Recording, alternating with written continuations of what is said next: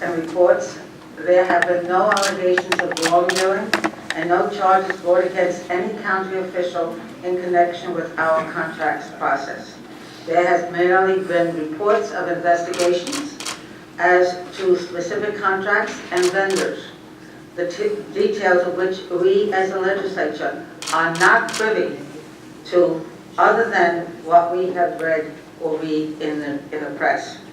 We have seen investigations before, many of them under a Democrat county executive and a Democrat majority. We have seen the results of those investigations. What we have never done and has never been done in the history of this county is to not participate in government and do the job we have been put here by the people to do. Now we have taken many steps to enhance transparency and disclosure in Nassau County. We have required a level of disclosure and transparency not seen in any other county in the state, and will continue to assess and approve initiatives that will enhance transparency even further. If the minority so chooses to opt out of the role in approving contracts, that is their prerogative. However, I do not share their opinion that such action is reasonable or necessary. And with that, I will now turn the mic over to alternate Deputy Howard Propel. Thank you, Presiding Officer.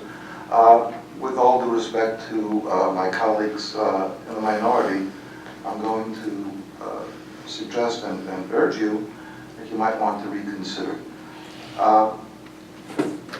Right now, we may be working, and you may feel this very truly and deeply, with a flawed process. Maybe it is, maybe it isn't. However, it is the process that we have right now, and within that process, all contractors are required to certify as to their lack of corruption, if you will. I'll just use that word very loosely. Now, it's our job over here. It's our job that we can't abdicate to go ahead and decide on each contract. And if we don't do that job, the government grinds to a halt. You're not going to have police buying new equipment. You're not going to have repairs made to roads. You might have emergencies where roads are collapsing. Can't do it.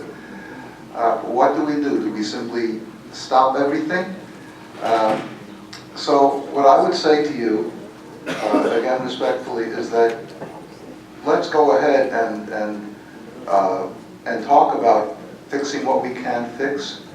And until then, we need to work with the process that we have and do our jobs. And our job sitting on this committee is to actually look at each contract and decide if it makes sense. And to the best of our knowledge, and our knowledge is what we're given, we have to make a decision. We just can't abdicate.